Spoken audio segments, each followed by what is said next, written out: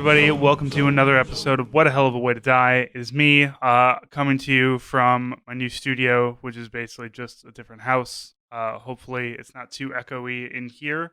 All the walls are closer, which I don't know if that's better or worse, but we're gonna find out. We're gonna see. We're gonna see how much Nate yells at me later. And Nate, how are you doing today? You sound great. I'm doing really well. And my place is a much bigger room than I've ever recorded in. So now I'm the one in the Victorian mansion with fucking echoey walls. So hopefully I will be able to put some stuff in here to dampen that. But for the time being, it's all good. We've had shockingly nice weather as the entire country is in lockdown. We are really lucky that we have a garden. We have like a back garden with a lot of outdoor space. I've been out there sanding and staining and polishing some wood shelves I'm building for Cynthia. I've been sitting out, not on Twitter on my phone. I took Twitter off my phone and suddenly became productive. It's crazy. Been just cooking a lot of home cooked meals. Like it's weird. I mean, it's a horrible fucking nightmare, but trying to make the best of it and not become, like the guy not become the despair version of Tom Hanks in Castaway before he becomes like self-affirmed, once he meets Wilson. Yeah, you're not becoming best friends with the volleyball yet. But I mean, congratulations, your prime minister's in the hospital, so that's fun. Well, yeah, I mean, he went around making the point of everyone needs to catch it, and he went around shaking hands with coronavirus patients in the hospital, and, he's leading by example by being hospitalized. And let's just say, I have a feeling that he's hospitalized because he's got to be fucking ventilated or intubated. Like, I don't think that this is... someone who could receive round-the-clock care at home wouldn't need to go to the hospital unless he's already on the downslope or they think he might be about to go on the downslope immediately. So the guy who's standing in for him is what I would describe as coked out karate dad. Is a guy named Dominic Robb. He looks like the kind of guy who when you encounter him, you would be like, oh, I'm sure this guy was like an infantry officer in the military. And then you come to discover that he's just really into paintball. Like that's his personality, and he's the one he's the sort of designated survivor for Johnson. So hilarious. This is it's like when Missouri when Eric Greitens got booted out as our governor. No matter how many lakes he machine gunned, and everybody's like, "Yay, Eric Greitens is gone," and then just like, guys, our lieutenant governor also fucking sucks. Like. It's not as if like, oh, we got rid of Trump, now what? Oh, Pence. Well, fuck. Like this is not. Yeah, basically, it's not too much better. But I mean, it's funny. Especially since I know that it was announced he had it like a while ago, right? Like maybe I heard the news about him being in the hospital yesterday. I feel like it was maybe about 4 or 5 days before going to the hospital that he had tested positive and that was announced. So, God knows how many people he's fucking infected with his flop sweat and mop hair or whatever. So somehow Trump has managed to avoid it. I'm not sure how that happens, but we all still got our fingers crossed, man. Yeah, man. Well, once again, it's a terrible state of affairs, but there's also a lot of really dumb shit going that makes me laugh. So, all we can do is talk about it, and specifically talk about it how it relates to the military, because believe it or not, there are two stories we're going to talk about that will perhaps pique your interest. The first being the military is basically instructing service members to make their own masks because they don't have masks.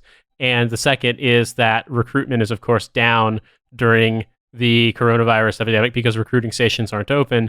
But as you will hear in our coverage, recruiters basically say, well, don't worry, the unemployment rate is up. That always helps us. So is the mask off? Well, no, the mask is supposed to be on, actually, but you're supposed to make it yourself. Now, the mask thing is kind of indicative of just how insane and stupid everything has been, because I remember vividly 2 weeks, 3 weeks ago, that we were told masks don't do anything because you can get coronavirus in your eye, and that's really it's meant to help other people more than yourself. I gotta say, I was at Lowe's the other day, and half the people were wearing masks, and half of the people that were wearing masks were wearing some homemade ones. So I guess it's being received loud and clear, but the military, who was not very proactive about this at all, as we discussed about it on our last show. That's just how we are. Until somebody tells us what to do, we don't know what the fuck to do, because that's just how the military is trained. Now we're all supposed to be, I guess when we're on duty, we're supposed to be wearing masks, which is okay, fine. But, like you said, we got to make our own, like, somehow. They sent out this guide. The military has sent out guidelines on making a mask. You can cut the bottom off of a brown shirt, and just kind of fashion that, wrap it around your face, and you're supposed to go about your duty days like this, I guess. You would think at some point in time that everybody who in the military, at least all the ones who have deployed, have got a shemagh that they can wrap around their faces and keep themselves safe. Now we got to make it out of our own fucking equipment. Now, again, when I joined the Army, my brother, who had been in the Army for years and years, told me, don't worry, the military will always provide you with exactly what you need. And I get that was pre 9/11, so I guess that was a lot of wishful thinking. Maybe he didn't realize just how fucked the military was, because he had been in 1980s military, which doesn't really, mean 1980s and 1990s military, where it's just like, yeah, we're all just kind of hanging out and drinking beers. And then, 9/11 happened, and I went to Afghanistan, and we were bolting, hillbilly armor on the sides of our Humvees. So, lessons learned, I suppose. So yeah, now we got to make our own masks for the duty day. Now, not me. I was going to read this article, or some of this article that you sent me. So this was in Newsweek, which hilariously, I didn't realize how shit Newsweek is. But as I'm looking at the article right now, I'm having little previews on the right side column, trying to get me to read other opinion pieces. Opinion pieces, because this is just straight news that I'm going to read you. And the top billing is a column entitled "Time for President Trump's New Woolman Rink Moment" by Charlie Kirk. I didn't realize Charlie Kirk wrote for Newsweek. So fuck Newsweek, but I will at least read from their content, because content is the new currency in the world we live in. The headline is, U.S. military tells members to make their own masks to fight coronavirus in new guidelines, met with criticism, by Tom Connor and Naveed Jamali. First paragraphs read, the U.S. military's new public health guidelines to combat the spread of the coronavirus, which includes a measure requiring personnel to make their own masks, have prompted criticism by some over timing and lack of preparation. The protocols, titled Department of Defense Guidance on the Use of Cloth Face Coverings, were included in a document released Sunday by the Pentagon and then seen by Newsweek. Measures include requiring immediately that, quote, to the extent practical, all individuals on DoD property, installations, and facilities will wear cloth face coverings when they cannot maintain 6 feet of social distance. When they cannot maintain 6 feet of social distance in public areas at work centers, unquote, not including personal residences. The Army, Navy, Air Force departments will issue updated force health protection guidance on DoD implementation, the document said. Quote, as an interim measure, all individuals are encouraged to fashion face coverings from household items or common materials such as clean t-shirts or other clean cloths that can cover the nose and mouth area, unquote, it added. Medical personal protective equipment such as N95 respirators or surgical masks will not be issued for this purpose, as these will be reserved for appropriate personnel, unquote. Reached for comment by Newsweek, the Pentagon confirmed the authenticity of the document. So, friend of the show, Fred Wellman, is quoted in this piece. He says, while I applaud DoD for taking the initiative to order this action, you can't help but wonder how the most powerful military in the world seems to be making up a response to this pandemic as they go each day. LeMayo. So, yeah, I mean, field expedient. That's what we live for, Jerry rigged that shit. 550 cord, brown t-shirt, some 100-mile-an-hour tape. I mean, you're good. That's life. Actually, that would make a pretty sweet mask, all things considered. Yeah, clean t-shirt. You got a whole TA-50, man. You got, you can cut up an old whoopee. You've got, all kinds of liners. You've got all those, long john stuff that, you never wear because you're never authorized.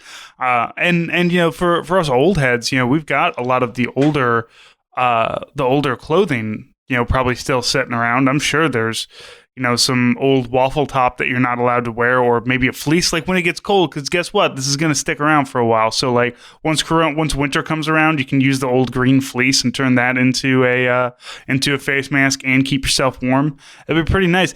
Now, my question, though, is that, this face mask thing is great, and I'm glad that we have we have guidance on how to build one, how to make one, and keep ourselves safe. But like we have to have some. It's got to be something inside of AR 670-1, right? Like there's got to be some way that a sergeant major is going to be able to come and yell at you for not having a face mask on correctly, it not being the right color, style, or whatever. I'm sure that like you can get, you could probably wear one that's like a Punisher, skull, but like as soon as I pull one out that's got, hammers and sickles all over it, I'm gonna get yelled at by senators online or something. So we have to have some kind of guidance beyond that. Like they're still telling us to use t-shirts, but like here's the thing, we're all bored in quarantine right now, right? Like we're gonna just fucking start making them out of whatever. So we need more, Nate. I'm just saying before soldiers fuck this up royally. I mean, I guess the thought that crossed my mind when I first read this was, yeah, of course you could do something that's a stand-in, but I think one of the benefits of having actual medical supply masks is that they're sterile, and that for a fact, they're single use. If you have enough of them, you can pop one on, wear it all day, change it out, and that it's going to be sterile, and you don't have to worry about the various other issues. And it's meant to be, give you as much breathing capacity as possible without compromising the extent to which it blocks out particulate. And so it's just crazy to me when I think about that. Like, yeah, but these aren't complicated to make. We should have had these on hand. And the fact that we're now realizing that, our supply chain in America is oriented around making sure that everyone has a fucking supply of Cool Ranch Doritos, but not life-saving medical equipment. I didn't think that same level of what you might describe as neoliberal, economic emphasis on Mountain Dew Baja Blast would also affect the military. I guess I was naive in that regard. I'd forgotten that, Don Rumsfeld ran the military for a fucking long ass time. The princely chieftain of goddamn next or just in time supply. But it blows my mind that there isn't, even for something as uncomplicated as regular masks like these, the idea that there's such a shortage that you're telling Joe to fucking take his dirty laundry and hopefully wash it once before he fucking cuts it up to make masks with. Like, it's sad, but it's also hilarious. Yeah, and I've seen that there are states that are now competing with one another on getting these masks. Like I read an article about an aide for Illinois, the state of Illinois, having to meet somebody in a parking lot with a check for like $3 million to buy some masks, and they were like 10 minutes before anybody else could come and outbid them. Like, yeah, our supply chain is it just makes no fucking sense right now. But again, though, I do have a lot of Cool Ranch Doritos in the house, so I can't be completely upset because I do love Cool Ranch Doritos. However, I also like living. So thinking that, and it's been great that we've been seeing a lot of people who are making masks. There's a lot of mask tutorials out there. My wife has been learning to make masks out of leggings, like old leggings. We're really leaning into the Little House on the Prairie thing. Like I'm, baking bread from scratch, and she's making. She made a violet simple syrup from violets from our yard. Also, we're creating masks so we don't die of a coughing disease. It's very, whatever you can do to not die out here on the plains, I suppose. So I don't know, Nate. I can't fathom any of this because, like Fred said, it really seems like they're making this up as it goes along. They wanted us to do masks, but like I does that work? Does it do anything? Is it protecting me? Is it protecting somebody else? Like, aren't we supposed to be making our own hand sanitizer? Like, I just don't know. And it seems like every day we continue to not know more. Like, everything is just a bunch more unknowns. And I'm not one to get scared about these things, but it is getting irritating. It's getting really fucking irritating. Like now I'm hearing that like this is the week that you're not supposed to go to the grocery store at all. It's like, fucking come on, man. I just want Cool Ranch Doritos, Nate. That's all. I was laughing about this too because there's a couple of things. I mean, I need to get some supplies since I have all this fucking time and stuff is starting to grow. I want to start weeding the garden and composting the garden waste. And there was a composting bin that I saw on sale, and I was like, oh, it's cool. I'll just wait and buy it. Now I can't buy it because, of course, their warehouse is shut down because it's not an essential thing. But if I want to get like a mother and pearl inlaid vape, I can buy those because all the vape shops are still selling and doing fucking direct mail stuff. Like, it's crazy to me. But I mean, I realize that obviously if you needed a vape to survive, they'd probably be sold out of vapes right now. But there are times in which it puts it into relief because you think about, all right, there are far more components that go into making a coil vape than go into making a surgical mask.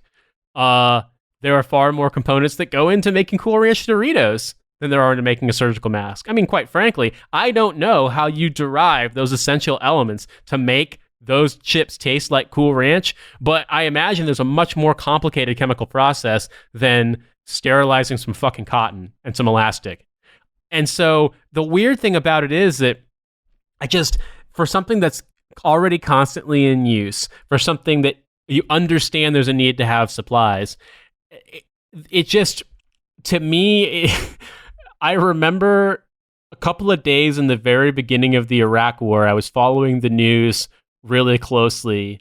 This would have been early April or late March 2003, like the beginning of the war when the initial invasion was happening, and they were like making progress as they, tracked across Iraq. And there were like 3 or 4 helicopter crashes in the span of a day.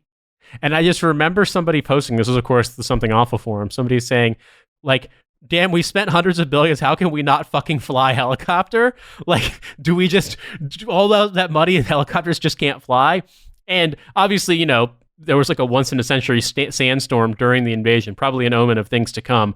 But it's one of those situations where you're like, I understand that there are external pressures at work here, but how is it possible that we've known forever that a big ass flu pandemic could be a problem, and it's like, oh, we don't need masks. Like, the military knew. A mask. The military knew. Fucking, we'll get Ken Klippenstein on the show to talk about it. He's written a story where literally one of their team involved with fucking like disease prevention and medical readiness did a report, and they basically said, we think the highest risk issue is the emergence of a novel coronavirus. Obviously, like with regard to flu readiness and pandemic response, but the idea that a novel coronavirus was just some unknown thing it's not true. People knew. They've known. It's just they opted to not do anything. It's fantastic, really. I'm feeling really good about the nature of our leadership in this country. As Ken had DM'd me about that, and I pointed out also that the military is also well aware and attempting to do something to prevent climate change, but like we just can't because the military can't do shit without being told to. But like we're 100% know it's like, oh yeah, all of our naval bases are fucked in 40 years if we don't do anything. So have fun with that. Yeah, we're all gonna get taken down by the flu instead of get taken down by Iran. Although we are still trying to do war with Iran and Venezuela. We're still flexing dick at a bunch of countries who like are also building their own mass graves. So it's like I think we got bigger problems. But it's the weird thing about like something like this. America is so big, right? Like the biggest hardest hit areas are in New York City, and you're from New York, but you live in England now. I live in St. Louis. St. Louis has corona cases. Missouri has corona cases, but we don't have the overwhelming problems like the East Coast is having right now. And it's a question about whether we will or not, or when like our peak is still like a month away, is what they're saying for Missouri. So, and the thing is I see, I'm on Twitter, so obviously I see, doctors and nurses and everything talking about like, this is real, it's fucked up, everything's happening. But like, if I wasn't insanely online and if I only watched, something like Fox News, like you can see why, these things, something like this is just not really reported on. And all of a sudden people think like, oh, there's actually it's not that bad. There's not that many things going on. In the military, I feel like once the military really starts having these problems, it's going to become very, very real, I suppose. And hopefully we're not too late. Drill's been pretty much canceled for us indefinitely. We are, the commanders are coming up with things that we can do. Our April drill is good, which is good because the April drill was the last one I needed for my retirement. So, hooray, coronavirus! You didn't get me, bitch. I will retire and hopefully not die from COVID. But we just haven't been proactive until now, and now we're like really leaning into it. Like the Navy and the Marines have stopped doing boot camp, as we're also going to discuss. Recruiting stations are closed down, so it's difficult to I don't know. It's difficult to see what's going on. I think the biggest thing here is that if you start to see conditions deteriorate within the military, you're in a pretty bad situation, because while you have the ability to control the lives of military members more so than you do civilians, quite frankly, you also have a lot of common facilities. I mean, I think about my soldiers. When I was an infantryman, there were very, very few companies on our entire post that had barracks rooms that had individual bathrooms. And in fact, I think the best you could hope for at Fort Richardson at the time, as to my knowledge, was to have a suite where you had a shared kitchen and bathroom and 2 rooms. So, individual soldiers got their own rooms, but they didn't have their own bathrooms. They had to share. My company, when I was in a line company, had showers on the floor. Like they had, each floor had, I think, 2 bathrooms that had showers, and then soldiers were in bunk beds. So even in terms of quarantining and isolating, you don't necessarily have the best facilities for really isolating people. So I understand the need to kind of lock this shit down as quickly as possible, but I don't know what you're going to do if you find yourself in a situation, because if you're in a situation in a community where it's out of control and hospitals are reaching capacity, I can't imagine that, say, if there's a military hospital overflowing, that the local community is going to have better capacity. In many cases, the local communities aren't necessarily much bigger than the military base and may even have less developed capacity than, if you think about something like Womack Army Medical Center in Fayetteville or at Fort Bragg. To my knowledge, I don't believe that there are any hospitals of the size or complexity of that facility in the greater Fayetteville area. Surely, in Raleigh, Durham, et cetera, in the Triangle, there are, but that's not that close. That's easily an hour and a half drive away. So, you think about that stuff. The military has to take it seriously, both because, hopefully they're not being stupid, but also because the risks are so great that you basically have something between prisons and dorms that troops are living in. And so if this stuff starts to spread, it's going to get weird really, really fast. And then obviously, troops who live off post, who are going to go home to their families, whose kids are in schools and stuff, the possibility for transmission is so great. They have to take it seriously. There's a part of me that's all right, good, I'm glad they're mandating it. There's another part of me that's lol, field expedient, of course, because what else could the military do? Surely we couldn't be prepared for this shit. And the other thing is that we just don't talk about, you and I, obviously, we talk about it, but wasn't it last year that Navy ships couldn't stop running into each other because all of their helmsmen were half asleep and not well trained because we didn't have enough people in the Navy to maintain and to properly train these things. And then, you go back further and you just discuss how not ready we have been for the longest time. And nobody's putting a stop to things.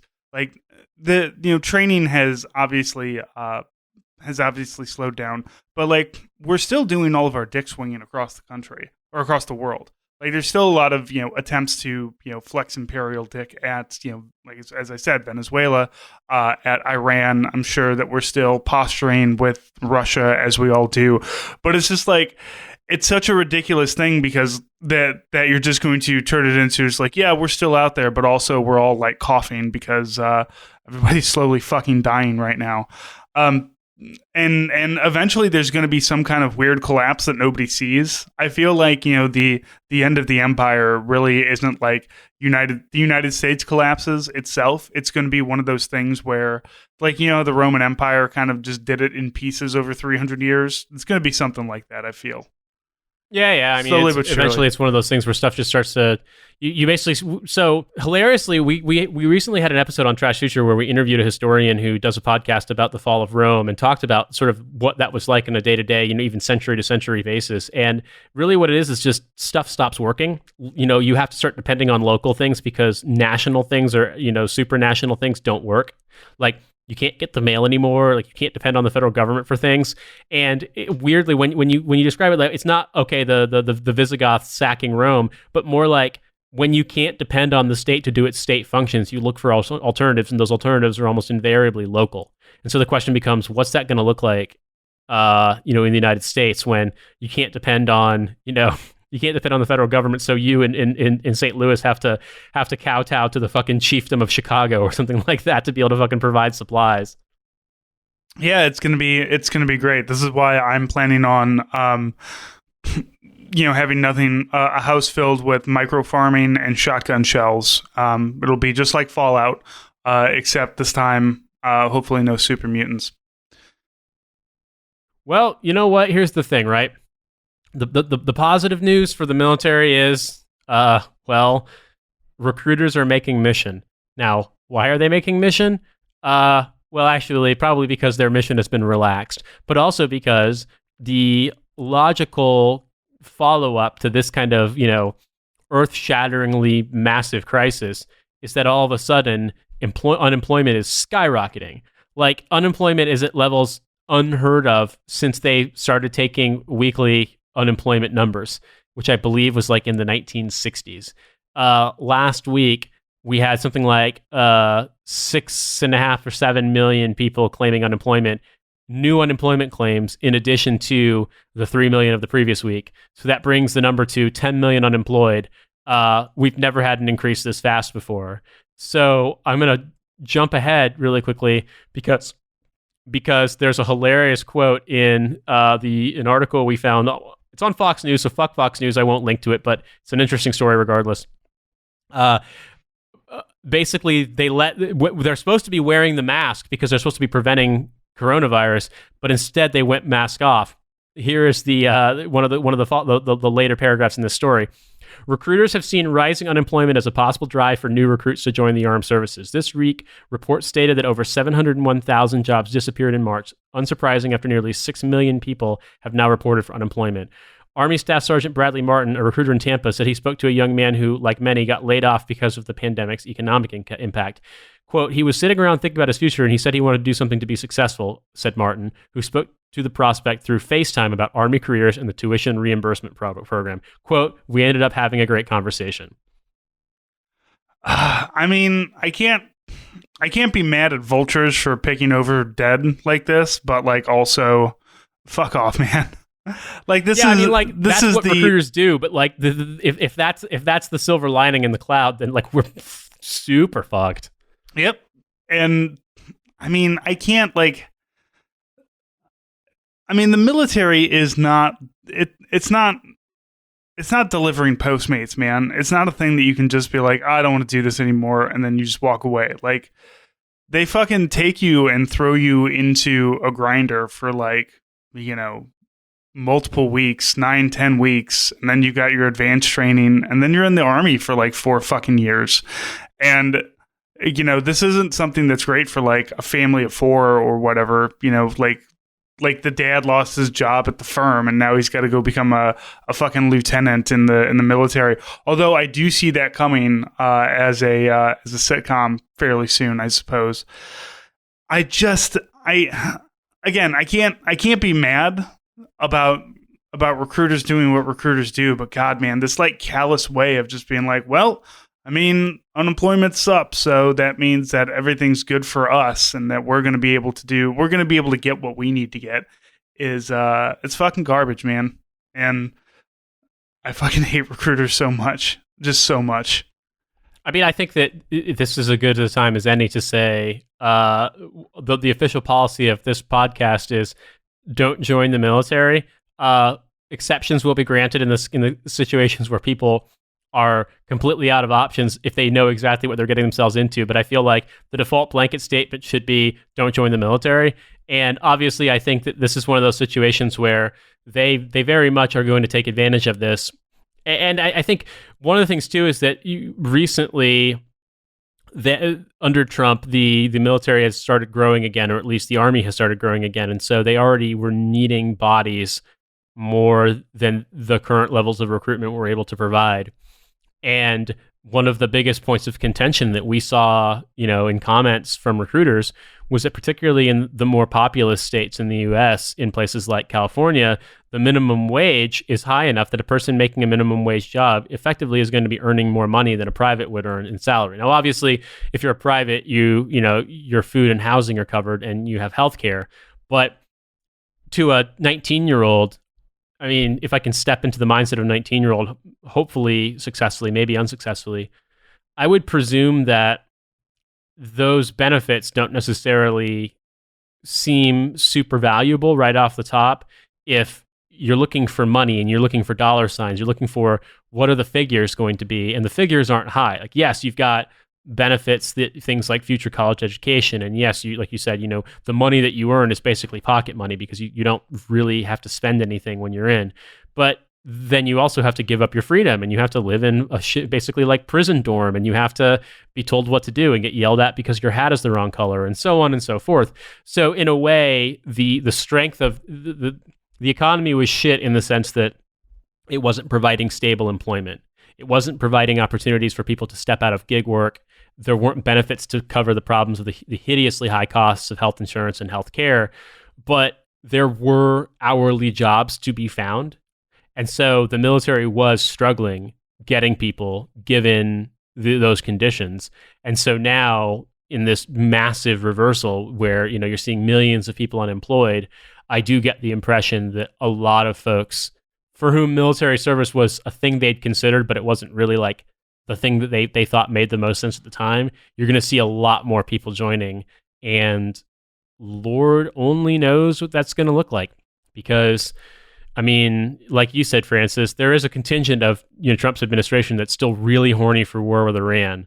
And we don't even know what's going to happen next. And honestly, like, weirdly enough, I think that we would probably be talking about the sort of ratcheting up of tensions with Iran in more depth, more regularly in the media, if it weren't for the fact that Trump is basically saying like, "Oh, we're just gonna get a 250,000 Americans killed." That's good news. That's a victory for us. So there's a lot at work here, and I just feel like I really hope that the current economic situation doesn't then precipitate maxing out of the military, if you will. But I mean, having seen this stuff, having gone through it in the past, I sort of presume that's what's going to happen. Yeah, we're not fucked, Nate, you and I, because we've already done it, but the rest of y'all are fucked. Don't worry, we're going to end up doing drafting pretty soon anyway, I'm sure. Although the rumor that I've been hit with is that reservists may not be able to get out anymore. Like we might be forced to not end our contracts, which I don't know how that's going to work. But that's also the rumor mill. So, can't always trust what the privates are saying out by the smoke pit. Also on public affairs, nobody fucking needs me, like, ever. Yeah. I mean, I was thinking about it for myself that I haven't received any communication in the past. I've gotten emails from folks in the reserve recruiting, basically asking me if I was interested in taking a reserve commission or doing temporary active duty assignments. And of course, my answer is no. Hell no. I have no interest in being in the reserves. I have no interest in going back in the military. But they have my contact information, and as recently as last summer, they were in touch with me because I had an email and a phone call I had to respond to. So they know how to get a hold of me if they want to, and they haven't, which gives me the impression that we're not yet at the point where they're like, hey, if you're, a recently separated officer or NCO or whatever, regardless of MOS, we want you. I have heard stories of folks getting notified if they have medical MOSs, and I would be surprised if people who are currently on IRR aren't getting, which for civilians, that's inactive ready reserve. That's basically you're serving out your contract, but you're not assigned to a unit. They technically can call you back, but you're, for all intents and purposes, a civilian. Who knows if that's going to happen, but we'll see if it changes and they start ramping up the sorts of like notifications, if you know what I mean, like not giving you orders or some shit, but basically saying, hey, if you're interested, this is available. It wouldn't surprise me if that starts happening, if things continue to get worse. But as I said last week, no one who thinks they know where we'll be on 1 May knows what they're talking about. So at this point, all bets are off.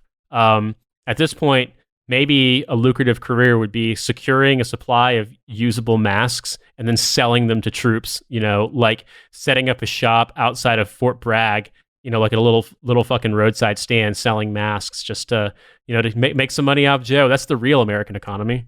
No, you don't even have to go. You don't have to be off base. You just set up one of those kiosks inside of the PX. You've got the guy who sells the patriotic paintings. You've got your, multi-level marketing person, and then you got you with just a shitload of masks that you make at home. This is the time to learn how to sew. Break out that sewing machine. I was thinking about have you ever heard the story of the tactical tailor guy? No. Because I was laughing. I was thinking about tactical tailor. What would tactical tailor for masks be? Just like high-speed masks, like made out of parachute silk. Like holy shit, Nate, this is it. This is our VetBro company. We can start. We'll get some old parachute silk. We'll start sewing masks. We'll wear ridiculous sunglasses and get women to be in bikinis and shoot guns, and then talk about how we're going to protect you from coronavirus and protect yourself, protect the others. We're here. We've got and like Punisher and Thin Blue Line. We can make them really fashy. It'll be great, dude. We've got this. This is it. We don't have to do coffee. This is our thing. We just need to stand up a sweatshop in Vietnam. We're good. So the tactical tailor guy actually knew my battalion XO when I was a platoon leader and then a headquarters XO. If I'm not mistaken, he'd spent time in Ranger Regiment, but I think his first assignment as a platoon leader, it was in like the early 90s in 25th ID in Hawaii. And he had this soldier in his company who taught himself how to sew with a sewing machine. And he got a sewing machine in his barracks room. And, soldiers, because they, 25th ID is just fucking straight leg infantry. They hump rucksacks all the time up and down the mountains in Hawaii. And I think now there's a striker brigade there, but at the time they were just all light infantry. And so for civilians who may not know this, light infantry does not necessarily mean light. It means you're not rolling around in armored fighting vehicles, with tanks supporting you. You are carrying a lot of heavy shit because basically under normal manning, your company will have like the commander will have a Humvee, the first sergeant will have, I think, a Humvee, and they'll have 2 supply trucks, like big trucks. And those are the only vehicles in your entire company. Everything you do is on foot. And so this guy taught himself how to sew and was doing like, okay, give me $20 and I'll get better like mattress foam or cushion foam, and I'll sew extra padding into the straps of your rucksack, or like sew better kidney pads. You can attach them onto it. He would do repairs for people's gear, but he also would do these modifications that aren't really perceptible. Like, in case an angry sergeant major gets something up his ass, like they can't look at it and be like, oh, this is contraband, but they made it more comfortable for long distance rucking. And yeah, my battalion XO was like, I knew from meeting this soldier that he was going to go places.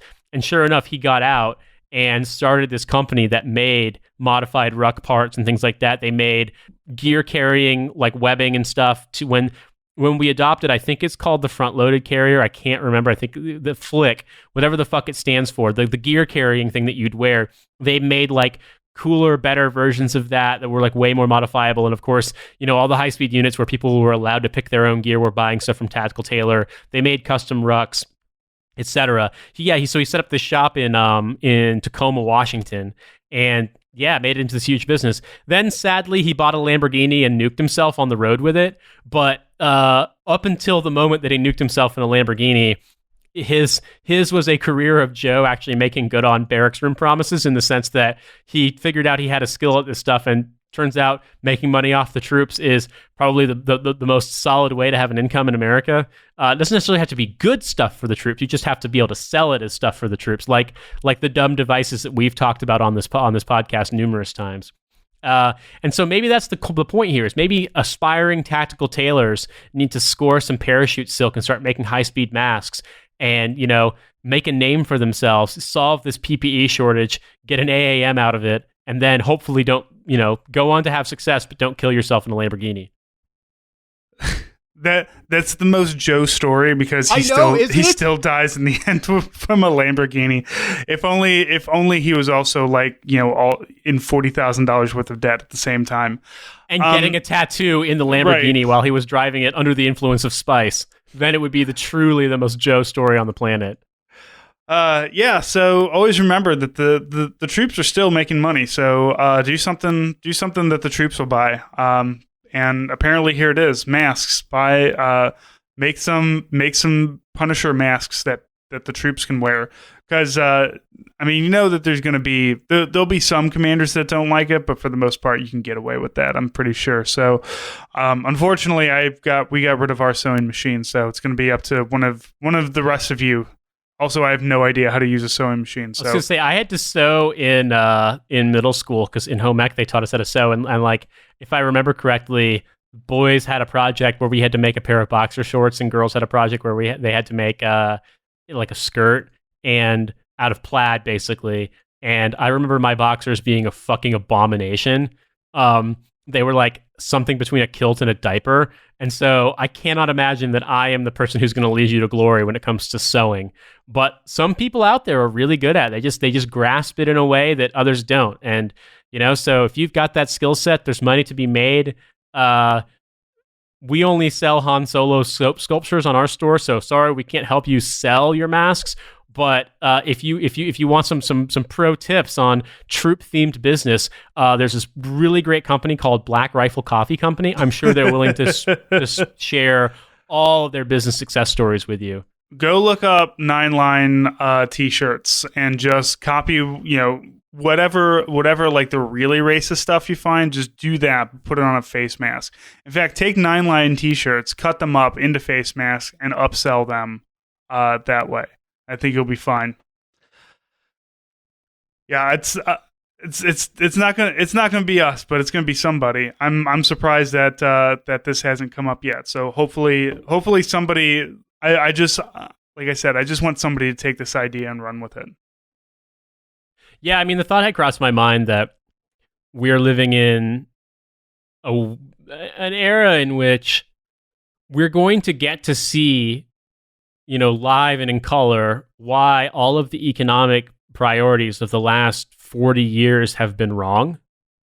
Whether or not people are actually going to take that and run with it and say, okay, we need to retool how our economy works and who it works for, I don't know. And the extent to which you have your Jesse Kellys and such basically saying it's your patriotic obligation to die, you know, so that fucking Orville Redenbacher can make 2% more next quarter on popcorn sales. Like, the extent to which people like that are out there, and whether or not this is all of a bad faith fucking make money on Koch News Network shit, or if those are sincerely held beliefs, I don't know. But there are a lot of people in America who don't want to learn the lesson that is just right there, just fucking stomping its feet, being like, it's time to learn this lesson. And similarly to the United Kingdom, you know, instead of learning from our mistakes and trying to retool our approach, people are just trying to basically call the cops on their neighbors for looking out the window too long. I mean, it's absurd. So whether or not we learn anything from it, I don't know. But I do feel like if there was one takeaway from what we've just been describing, is that the severity of this crisis is such that it's revealing just how unprepared basically any aspect of American life is to handle it. And the military is, of course, not exempt from that. And I think in the olden days, I don't know if back in the olden days the military would have had its own facilities to produce these things, but I do think that it's pretty likely that they would have been able to kick a supply chain into gear pretty quickly because of, how procurement worked and, what those priorities would have been. Maybe that's just me doing 1950s boomer posting, and maybe it was always this shitty. So once again, a call out if you have worked in the field of procuring medical supplies for the military, I would love to hear from you to know more about it. My former medic platoon leader from my old unit was kind of a comrade, so I will see if I can reach out to him and find out. He might say, "Fuck off, Nate. I'm tired of your stupid communist bullshit." That's what most people say. But if he's cool, maybe he'll talk to me and we can find out more about it. But yeah, if you've worked in procurement for medical supplies, I'd love to know more about it, because there's part of me that wonders if some of this is just us not being able to conceive of a problem this big, and the other part of me wonders is this once again, we spent hundreds of billions of dollars on laser turrets that don't shoot lasers, and thus we couldn't afford surgical masks. I don't know. I don't want to extrapolate. I don't want to be Alex Jones rumor mongering. That's wrong. That's not my job. My job is apparently to highlight the extent to which you cannot console yourself with the fact that you consume more Jiffy Pop than any medieval king in all of European history. That's not good enough for our economy to function. We apparently also need preventive medicine and surgical masks. If only COVID could be cured with Cool Ranch Doritos, this country would be saved. Unfortunately, it's actually masks that we need. Who'd have thought? Who would have thunk it? I know, right? America was too busy fixating itself on supplying Mountain Dew Code Red that it wasn't prepared for an actual medical Code Red. We live in a society. I'm sorry, I love doing this shit. I could fucking do this shit all day long. Like, it's just, and this thing is that, okay, it's funny, but it's not really meant to. If I'm going to point a finger at somebody, it's idiotic politicians that led us down this path over the course of, multiple generations at this point. It's not individuals' fault for living in the world that these people have fucking made for us. I hope that some of the things we see, like strikes in Amazon facilities and strikes at other facilities and, labor power exerting itself elsewhere, brings a change in the dynamics of the American economy. But I have no idea if that's going to happen, because like I was saying with Jesse Kelly, I think there's an extent to which you have a population whose life and livelihood depends on missing the point and on taking away the absolute wrong lessons from this.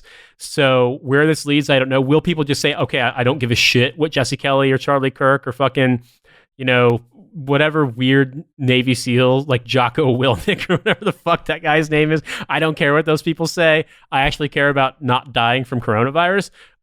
Maybe that will prompt a change, but for the time being, it does seem like the big disinformation machines are all gearing up to tell you that actually it's the libs and 5G that did this. So who even knows? Last I heard, it wasn't even the bats. It was that little pangolins, the little dudes that look like shell anteaters. Yeah, they look like they're the Chinese armadillo, I guess. So who knows? Either way, keep in mind the Spanish flu came from a pig farm in Kansas. So one way or another, it's because we're all gross that this shit happens. Also, it was because Joe was gross. Like that, it was spread by Joe being nasty. So. Well, what can you do about World War I was a bitch. Let's, but we don't have to get into that. Nate, tell us about your bonus episode.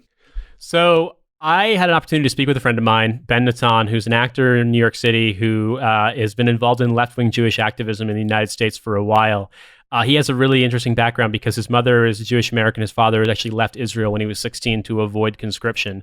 And he has experienced a broad spectrum of what you might call the sort of civic Jewish life in America, and from extremely anti-nationalist and sort of centered on religion to extremely almost secularized focus on fomenting Jewish identity as support for the state of Israel. And so it's a really interesting conversation. We actually talk about what Zionism and anti-Zionism are. We talk about how to learn more about the topic without becoming like a conspiracy theorist crank monster. And it's a topic that I'm interested in, obviously because of my background. And so I love hearing from people who have a more, in-depth and personal experience and practice of it. And so that's available on the Patreon for $5 a month. You also get lots and lots of other interview episodes if you sign up at this point, because we've been doing this shit since 2016. So I'm going to play a short clip of that right now. And if this sounds like something you want to hear, you can find a link in the show notes that will let you get the full episode. One of the big conversations that's been had, kind of with the rise of the Bernie Sanders movement and the kind of the rise of democratic socialism and kind of a larger left-wing movement in the United States is like, what is the history of the Jewish left, especially as it relates to American Jewish people? And, American Jews, American Jewish history is largely a left-wing history, especially if you look at kind of the late 1800s to the early 1900s. I mean, lots of Jewish people were labor organizers. Lots of Jewish people were kind of left-wing artists and political figures, and were mostly staunchly kind of anti-war, anti-imperialism. And the way that those voices were then disavowed and crushed by not only McCarthyism, but larger Jewish organizations that had political pressure on them to disavow them, you see a diminishing of the voice of kind of like real Jewish left-wing movements. And thus, the reality of the Jewish left is less understood because obviously they're less visible. And one of the good aspects of kind of the rise of Bernie Sanders is it's kind of this reawakening of the Jewish left, where people are like, oh, there is this whole other aspect to Jewish identity in the United States that isn't necessarily centering the state of Israel, and is more about kind of working class goals, left-wing goals, and a broader kind of anti-war movement. It's been incredible to see, because I remember it, in 2015, 2016, living in New York, and then also living here in the United Kingdom now, the difference between what left-wing Jewish activism is like in the US versus here is it's so incredibly stark. There is a fledgling movement here, but it's very small compared to what exists in America. And even in America, obviously, it's certainly very challenging for left-wing Jews to have the kind of platforms that more centrist to center right organizations have.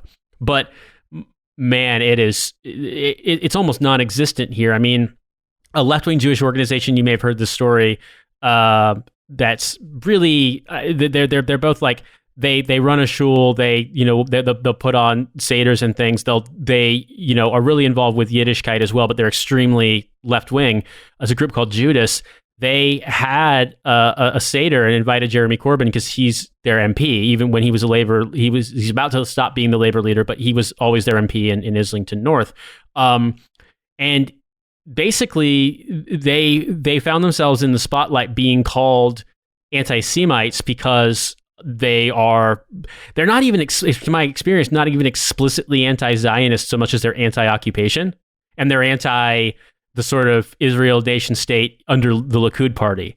But basically, to be a left-wing Jew in the United Kingdom and to be so publicly and to have any kind of political organization, you find yourself in the crosshairs of a lot of people basically accusing you of being anything from a self-hating Jew to being a fake Jew to being worse things that I don't even want to say out loud. And it's shocking the extent to which you will find, and I've experienced this speaking with Jewish comrades here, a kind of, I'm going to say envy, but like a profound admiration and sort of wistfulness, saying, man, I wish we could have something like what they have in the US with Bernie Sanders. All right, everybody, as always, thank you so much. You can find me at Army Strang, follow Nate at In These Deserts on Twitter. We are on Facebook. You can follow Hell of a Way on Twitter for the podcast itself. Now that I am done moving and I'm in a much better mental place, I'm going to really be pushing a lot more content on the website. Probably get more. I mean, since I can't go to farmers markets to sell my soaps, maybe I'll just put them up on the website until I'm all out of my other stuff. So I got the Han Solo ones, but I make some nice soaps. So we'll see. We'll just trying to make some room in this this much smaller house that we have. So keep an eye on things. But as always, let us know if there's anything that you want to hear from us. Let us know if you have a good interview. Like you said, Nate, we got to get Ken back on. We need Ken to be our third co-host. Since he does more stuff, he looks more into the military than you and I ever do. But other than that, thank you all, and Nate, we'll talk to you next week.